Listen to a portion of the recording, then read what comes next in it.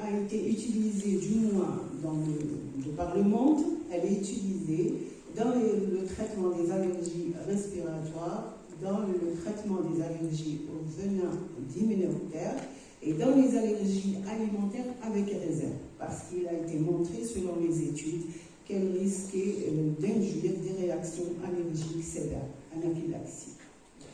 Avant de vous présenter les principales étapes d'impact de l'immunothérapie spécifique de l'allergène, je vous rappelle brièvement la réponse immunologique vis-à-vis de l'allergène chez un patient atopique. L'allergène étant pris en charge par la CPA, elle va le présenter au niveau des organes lymphoïdes secondaires aux lymphocytes T, CD4+, lesquels vont s'activer et selon le micro-environnement de présentation qui devrait être riche en interleukine 4, la réponse immune s'engage vers l'activation des LP-CD4 qui se transforment en LP helper et de plus c'est des LP helpers de type 2, c'est-à-dire eux-mêmes ils vont sécréter l'IL4, l'IL5 et l'IL13 qui prédominent, qui sont les chefs de file de cette voie cytokinique TH2. L'IL4 va agir sur les lymphocytes B pour induire leur différenciation en plasmocytes producteurs d'IgE. Les IgE libérés dans le sérum sont des anticorps qui ont un caractère prédominant, c'est l'homocytotropie, c'est-à-dire que cytoproduits, ils vont aller se fixer sur des cellules. Quelles cellules? Les polynucléaires basophiles et les mastocytes qui expriment des récepteurs de haute affinité pour les IgE, qui sont les Fc epsilon R1. Et donc les cellules, les mastocytes et les basophiles vont se présenter comme ça, couverts d'IgE, jusqu'à ce qu'il y ait un contact ultérieur avec le même allergène. Au cas où l'allergène va se fixer sur les IgE, et quand l'allergène forme un pont entre deux IgE contigus, ce qu'on appelle le pontage, ça va provoquer immédiatement la dégranulation des mastocytes qui vont libérer leurs médiateurs vasoactifs et les médiateurs de l'inflammation. Par ailleurs, l'IL5 va agir sur les polynucléaires éosinophiles en les activant et en les recrutant, c'est-à-dire qu'ils seront attirés au niveau du tissu siège de la réaction inflammatoire et ils vont favoriser, cette cytokine parmi les TH2 va favoriser l'infiltrat inflammatoire riche en polynucléaires éosinophiles au cours de la phase tardive de la réaction allergique. Et les polynucléaires éosinophiles sont responsables également de lésions tissulaires. Les mastocytes, comme je l'ai dit, en dégranulant, ils provoquent la réaction inflammatoire de la phase aiguë, caractérisée par la libération de l'histamine, sérotonine, qui sont les chefs de file des médiateurs vasoactifs préformés. Ils sont préformés et stockés, donc ils seront sitôt libérés. Et par ailleurs, il y aura aussi libération de médiateurs néoformés, c'est-à-dire produits lors de la dégranulation des mastocytes. Ils vont agir sur les muscles, les fibres musculaires lisses en induisant la bronchoconstriction, par exemple au cours de la crise d'asthme. Sur les vaisseaux, ce sera la vasodilatation et la vasoconstriction, pardon. Ça va agir sur la perméabilité vasculaire grâce aux médiateurs préformés qui vont encore activer les plaquettes. Parmi les médiateurs néoformés, je peux vous citer les prostaglandines, les leucotriènes, les thromboxanes qui sont de puissants agrégants plaquettaires et le pafacétaire. L'agrégation des plaquettes va amplifier cette réaction inflammatoire parce qu'après les mastocytes qui produisent et stockent l'histamine, les plaquettes en sont la deuxième source. Et parce qu'ils la stockent, ils ne la produisent pas. Donc ça va induire encore une dégranulation des plaquettes avec une libération d'histamine. Ça amplifie la réaction inflammatoire. Par ailleurs, les mastocytes, en plus de tout cela, ils peuvent sécréter des cytokines pro-inflammatoires. C'est une réaction inflammatoire, mais qui est spécifique d'un allergène. Elle est à point de départ immunologique. L'immunothérapie, s'est intéressé bien sûr à cette réaction qui a été dramatique pour certains patients en cherchant à cibler certains niveaux.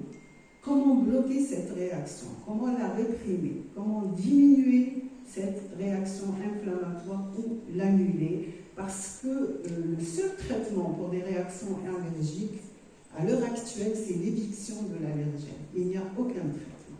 Et l'immunothérapie va essayer d'induire une tolérance vis-à-vis de cet allergène.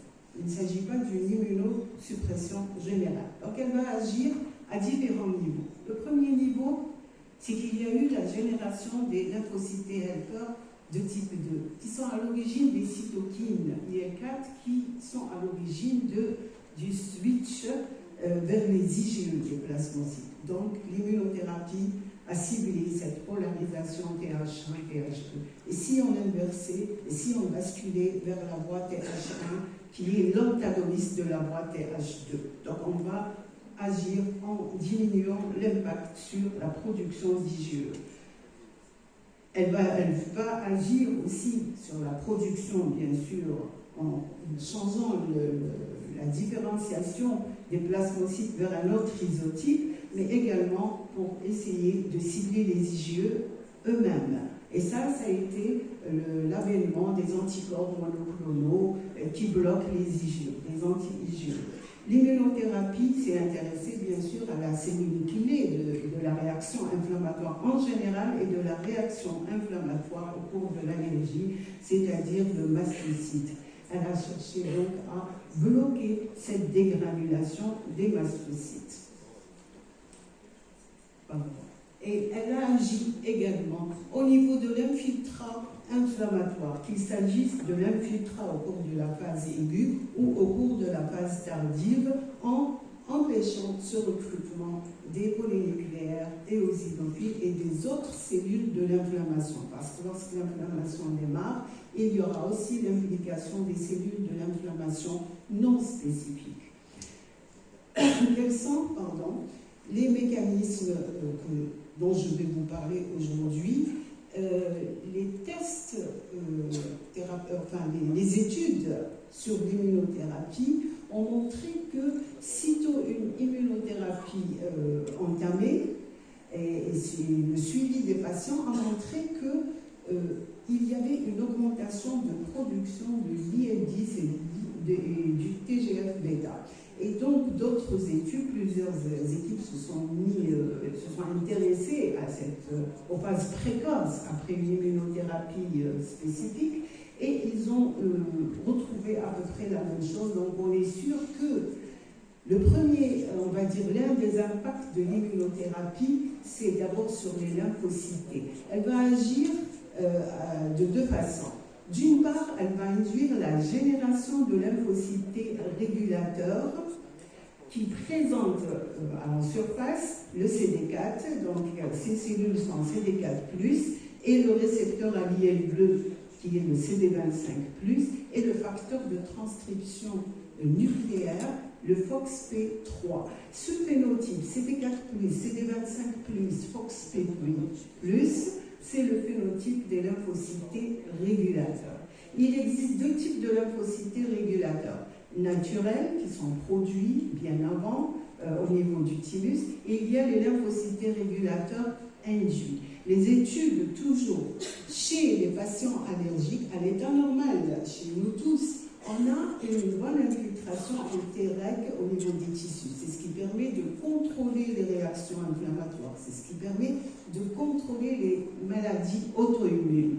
Et il est admis qu'un déséquilibre ou une absence de ces cellules permet l'émergence, par exemple, de maladies auto-immunes ou de maladies inflammatoires. Eh bien, chez les sujets allergiques, les études ont montré que les lymphocytes T régulateurs, ce phénotype CD4+, CD25+, sont diminués.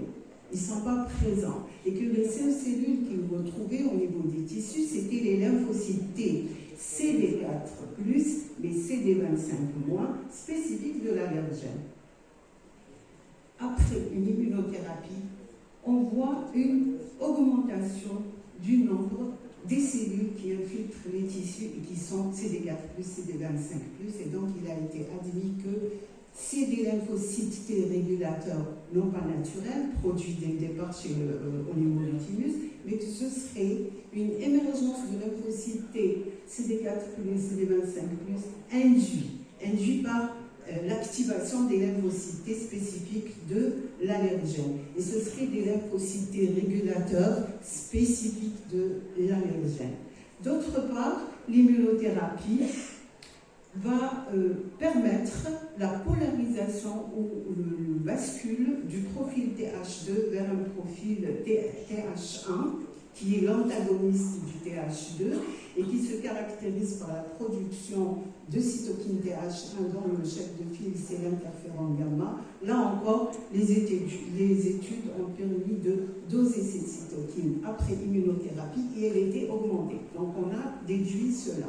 Je reprends en schéma, et donc l'allergène utilisé dans le cadre de l'immunothérapie va induire l'activation, bien sûr, de la CPA, la cellule dendritique, qui va sécréter du TGF-bêta, et le TGF-bêta est aussi produit par les cellules inflammatoires infiltrant le tissu.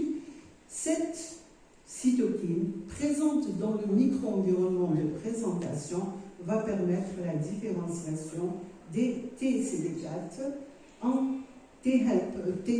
régulateurs induits qui vont infiltrer les muqueuses. Sitôt produits, ils vont agir à différents niveaux. Ils vont inhiber les TH2. Donc il y aura une diminution des cytokines de type TH2. Ils vont agir sur les plasmocytes pour diminuer la production des IgE. Et d'autre part, ils vont agir sur les mastocytes eux-mêmes en diminuant l'expression du Fc-εR1 qui est le récepteur de haute affinité. Ainsi, les mastocytes et les basophiles, c'est-à-dire les cellules qui expriment ce récepteur, vont être moins sensibles aux IgE et à l'allergène. Donc la réactivité va diminuer. Effectivement, les études ont montré que juste après, enfin dans les premières semaines après immunothérapie spécifique, on a essayé d'évaluer la réponse de l'individu par des tests cutanés. Et on a remarqué qu'il y avait une diminution de la réactivité cutanée qui serait due à cet effet sur les mastocytes tissulaires. Ceci pour les lymphocytes régulateurs. On a parlé de l'autre niveau d'intervention sur les T, c'était la génération des lymphocytes T helper de type 1. Toujours dans le cadre et le micro-environnement de présentation, le lymphocyte T s'active et se différencie en lymphocyte T helper de type 1 s'il y a dans le milieu de l'IL-12. Les études ont montré bien sûr que l'infiltrant inflammatoire, riche en monocytes macrophages, qui sont sécrétaires de l'IL-12, plus la CPA qui elle-même va fournir de l'IL-12, mais cette sécrétion et ce profil cytokinique protéin-1 de la CPA, il dépend au fait de l'allergène pris en charge. Et les études utilisant différents allergènes ont montré que l'utilisation de l'allergène couplé à des pumps, qui sont des motifs équivalents de motifs chez les pathogènes, induit inévitablement une augmentation de la production de l'IL-12 et engage donc vers la polarisation TH1. Ainsi, l'allergène, sous quelque forme qu'il soit, mais surtout si on utilise un allergène qui est modifié par couplage aux PAMS, eh bien, on va avoir une polarisation TH1. L'allergène pris en charge, la polarisation TH1, que va faire le TH1? Le lymphocyte TH1, il va agir sur le plasmocyte producteur d'IgE. Il va changer la production vers un autre isotype il va favoriser la production d'IgG, IgG4. Et bien sûr, l'IL10 fourni par le T-reg de tout à l'heure aussi, elle appuie cela. Donc il y aura une augmentation de production d'IgG, prédominance IgG4, avec une diminution de la production des IgE. Les IgA aussi ont été retrouvés. L'essentiel, c'est que le profil, l'isotype de l'anticorps produit, il change progressivement vers l'IgG4 et l'IgA. L'IgA étant favorisé par la cytokine TGF-bêta. D'autre part, il va inhiber les lymphocytes Th2 en induisant une diminution de la production des cytokines du type Th2, en induisant leur anergie, voire leur apoptose. Que fait l'IgG4 produit? L'IgG4, tout d'abord, c'est un anticorps qui est considéré comme anti-inflammatoire parce qu'il ne peut pas activer le complément par la voie classique. Il ne dispose pas de site de fixation pour le premier composant du complément qui déclenche toute la cascade de la voie classique. Et donc, il n'y aura pas production d'anaphylatoxines qui vont induire une réaction inflammatoire, une dégranulation des mastocytes. C'est un anticorps qui est dit bloquant. Pourquoi bloquant? Parce qu'il serait spécifique du même épitope sur l'allergène, du même épitope reconnu par les IgE. Et donc ça va faire que les IgG4 et les IgE vont entrer en compétition vis-à-vis du même allergène. Et de ce fait, les IgG4 vont empêcher la fixation de l'allergène sur les IgE qui sont sur les mastocytes. Ça va donc empêcher la dégranulation des mastocytes. Ils vont donc empêcher cette fixation et quand ils se fixent eux-mêmes sur les mastocytes utilisant leurs récepteurs, ils vont induire une déphosphorylation, c'est-à-dire que la cascade d'activation des mastocytes, elle est caractérisée par une phosphorylation de motifs qu'on appelle ITAM, des motifs activateurs. La fixation des IgG4 sur les mastocytes induit une activation des ITIM, ITIM pour inhibiteur. Donc les IgG4 vont réprimer l'activation des mastocytes. Ils vont aussi empêcher la fixation de l'IgE couplée à l'allergène qui peut se fixer sur les lymphocytes B qui deviennent eux-mêmes présentatrices. Les lymphocytes B peuvent présenter en secondaire, et bien là, ce sera diminué. Ceci pour l'effet de l'IgG4 induit. L'immunothérapie, en induisant ce profil TH1, en induisant la génération des lymphocytes T régulateurs, va permettre d'inhiber l'infiltrat inflammatoire composé de polynucléaires éosinophiles au cours de la phase tardive et aussi de diminuer l'infiltration des tissus par les mastocytes. Dans ce cas-là, il y aura moins de dégranulation des mastocytes. Les événements au cours de l'immunothérapie, on va dire les effets bénéfiques, ils s'échelonnent suivant le temps. L'immunothérapie induit certes une répression de la réponse allergique, mais les résultats ne sont pas tout de suite palpables si on espère, par exemple, après une courte durée, après un début d'immunothérapie, aller doser les IgE et qu'on espère les trouver diminués. La diminution des IgE, elle survient après des années, c'est-à-dire peut-être 2 ans ou après une immunothérapie. Ce sont les événements tardifs, d'accord? Mais il y a des événements précoces qui sont la diminution de la réaction cutanée due à l'effet des lymphocytes régulateurs qui diminuent l'expression des récepteurs haute affinité sur les mastocytes, qui agissent sur les mastocytes et les basophiles. Donc, on peut contrôler Dans un prime abord, à court terme, est-ce que le patient répond ou pas à cette immunothérapie lorsqu'on pratique des tests cutanés? C'est moins important. Le diamètre est moins important.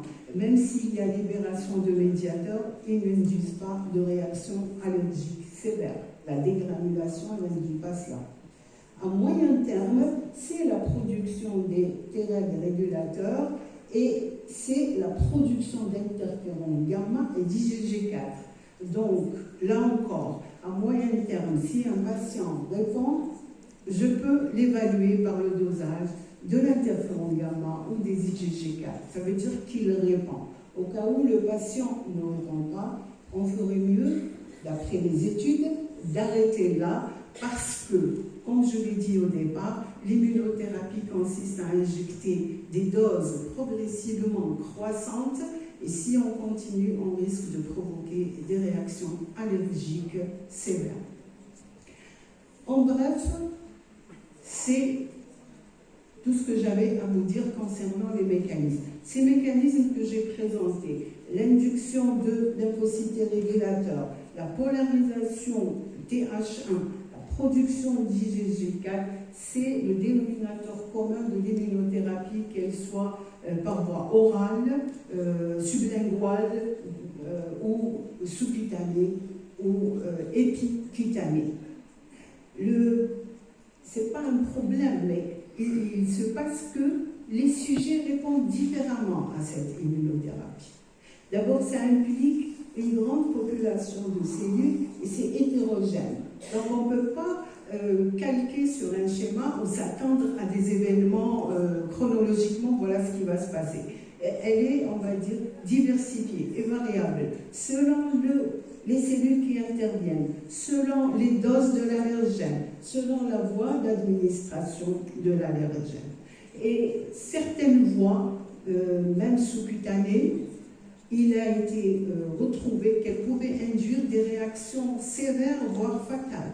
Les voies digestives semblent moins dangereuses, mais il a été cité des diarrhées poussant à écarter, à arrêter l'immunothérapie. Donc là, ça reste, il y a beaucoup de choses à faire et à explorer. Les études devraient encore être plus poussées, plus fines pour connaître les véritables mécanismes.